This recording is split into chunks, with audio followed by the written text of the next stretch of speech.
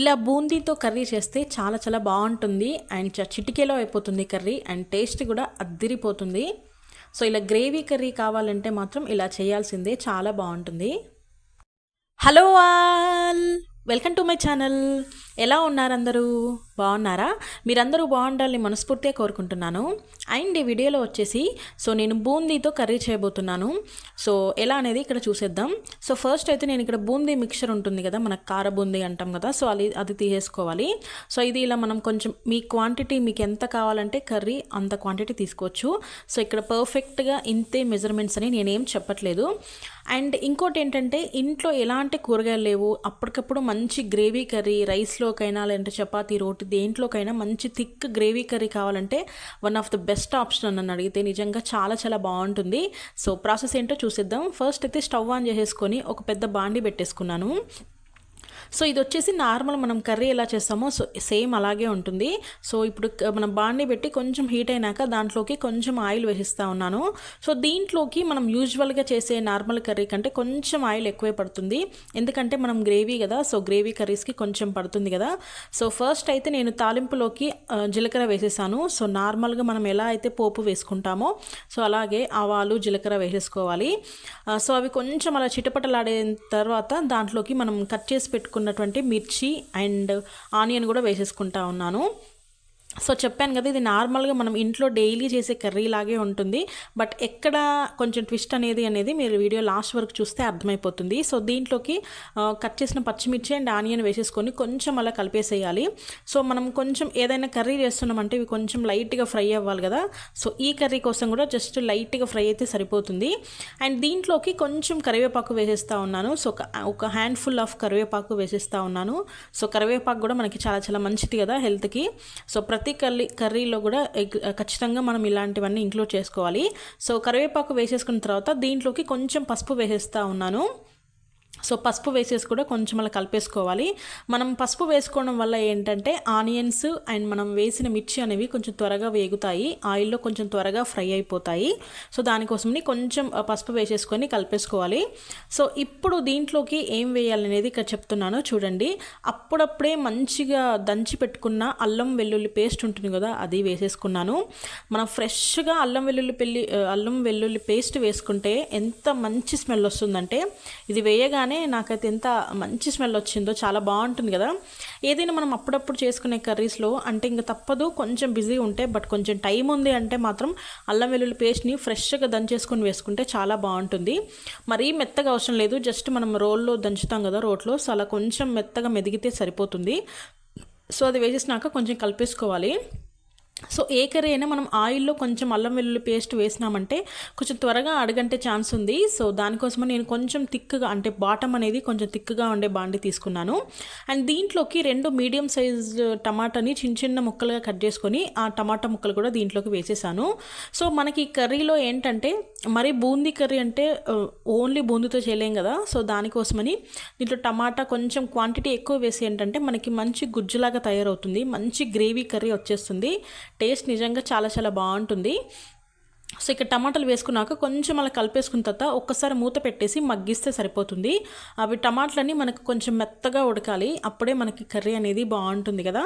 So దానికోసమని టమాటాలు వేసినాక కొంచెం అలా ఆయిల్లో లైట్గా ఫ్రై చేసినాక మూత పెట్టేసుకొని ఒక్క 2 మినిట్స్ అలా మగ్గిస్తే సరిపోతుంది. సో 2 మినిట్స్ తర్వాత మనకి ఎలా ఉందని ఇక్కడ చూపిస్తాను చూడండి. సో మూత తీసేసి చూద్దాము. అండ్ ఇంకోటి ఏంటంటే మీరు ఇదే మనం ఇంకేమైనా పొడులు అలాంటివి ఉంటే వేసుకుంటాం కదా, అంటే మసాలా పొడులు లైక్ జీలకర్ర లేదంటే ధనియా పొడి అలాంటివి కూడా వేసుకోవచ్చు. సో ఇప్పుడు మనం ఇంకా టమాటా వేసి కొంచెం వేసేసాం కదా, సో అవి కొంచెం మెత్తగా అయిపోయాయి, మంచిగా మెత్తగా ఉడికిపోయాయి. మనం అలా గరిటెతో అంటే మెత్తగా అయిపోతూ ఉంటాయి. సో ఇప్పుడు దీంట్లోకి ఏంటంటే మనం ఇంకా అన్నీ వేసేసుకోవాలి, లైక్ కారం పొడి అండ్ ఉప్పు, ఏమన్నా మసాలాలు వేసేది ఉంటే కూడా వేసేసుకోవచ్చు. మనం ఓవర్గా మసాలాలు కూడా దీంట్లోకి వేయాల్సిన అవసరం లేదు, లైక్ ధనియా పొడి అండ్ జీలకర్ర పొడి ఉంటే గరం మసాలా వేస్తే సరిపోతుంది, ఇంకా ఎక్స్ట్రా మసాలాలు ఏం అవసరం లేదు. అంటే మనం వేసేది మెయిన్ గ్రేవీ కోసమే కదా. సో ఇప్పుడు దీంట్లోకి కొంచెం రాక్ సాల్ట్ వేసుకుంటా ఉన్నాను. సో మీరు ఇక్కడ నైస్ సాల్ట్ అనే వేసుకోవచ్చు, లేదంటే రాక్ సాల్ట్ అనే వేసుకోవచ్చు మీ టేస్ట్కి తగ్గట్టుగా. అండ్ దీంట్లో కొంచెం కారం పొడి వేస్తూ ఉన్నాను. సో నేనైతే 2 స్పూన్స్ వేశాను.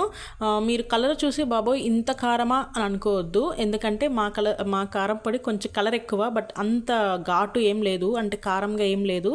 సో దానికోసమని నేను 2 స్పూన్లు వేశాను. సో కారం పొడి అండ్ సాల్ట్ వేసేసినాక మొత్తం మనం వేసిన టమాటాలకు అన్నిటికీ పట్టుకోవాలి కదా, అందుకోసమని మంచిగా కలిపేసేసుకోవాలి.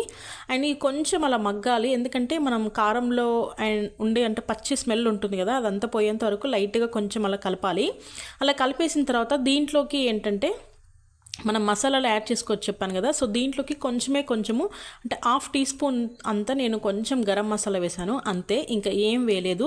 మీ దగ్గర ఉంటే గరం మసాలా లేదంటే ధనియా పొడి లేదంటే జీలకర్ర పొడి అలాంటివి ఉంటే ఇప్పుడు వేసేసుకోవచ్చు. వేసేసుకొని కొంచెం అలా మనం ఆయిల్లో లైట్గా ఫ్రై చేస్తే సరిపోతుంది. సో ఇప్పుడు మనం దీంట్లోకి కొన్ని వాటర్ యాడ్ చేసుకుంటే బాగుంటుంది. చెప్పాను కదా మనకు కొంచెం గ్రేవీ లాగా కర్రీ కావాలంటే డెఫినెట్గా వాటర్ యాడ్ చేసుకోవాలి. అండ్ దట్టు మనం బూందీతో కాబట్టి బూందీ అంతా మన వాటర్ని పీల్ చేసుకుంటుంది. సో అదొక్కటి మనం గుర్తుపెట్టుకొని మనకి ఎంత వాటర్ కావాలని మీరు చూసుకొని పోసుకోండి. ఒకేసారి ఎక్కువ ఏం పోయొద్దు, ఒక గ్లాస్ అలా పోయొద్దు, కొంచెం చూసుకొని.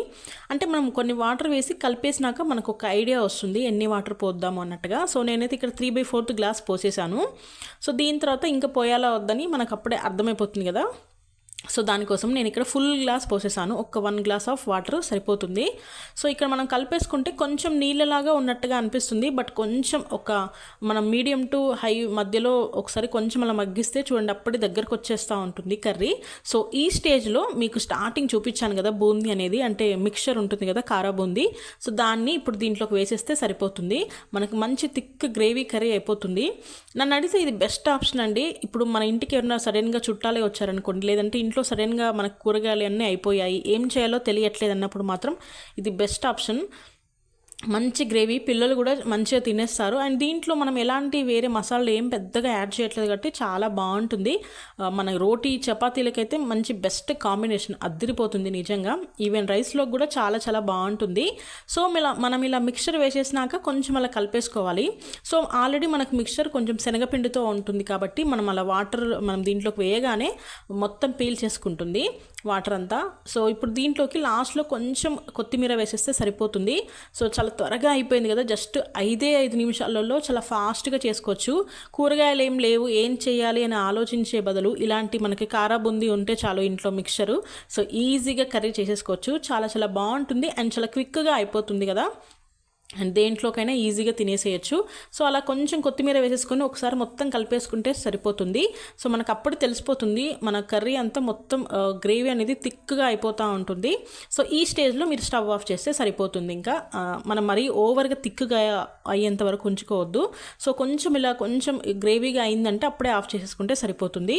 సో ఫైనల్గా మన కర్రీ అనేది ఎంత బాగుందో చూడండి, ఎంత కలర్ఫుల్గా ఉంది కదా, ఫుల్ కలర్ఫుల్గా ఉంది. మంచి gravy, thick gravy curry ready అయిపోయింది. చాలా చాలా బాగుంది, టేస్ట్ కూడా చాలా చాలా బాగా వచ్చింది. కారం, ఉప్పు, మసాలా అన్నీ కూడా బాగా సరిపోయాయి. సో ఇలా ఉంటుందండి కర్రీ. సో మీరు ఈ కర్రీని చూడడం ఫస్ట్ టైం అయితే డెఫినెట్గా మీరు ఇంట్లో ట్రై చేయండి, చాలా చాలా బాగుంటుంది. అండ్ ఇంతేనండి వీడియో. థ్యాంక్ యూ అండి, థ్యాంక్ యూ ఫర్ వాచింగ్. మీరు నా ఛానల్ని ఫస్ట్ టైం చూస్తుంటే సబ్స్క్రైబ్ చేసుకోండి. అండ్ సబ్స్క్రైబ్ చేసుకున్న వెంటనే పక్కనే మీకు బెల్ ఐకాన్ ఎనేబుల్ అవుతుంది, దాన్ని కూడా ప్రెస్ చేయండి. Thank you.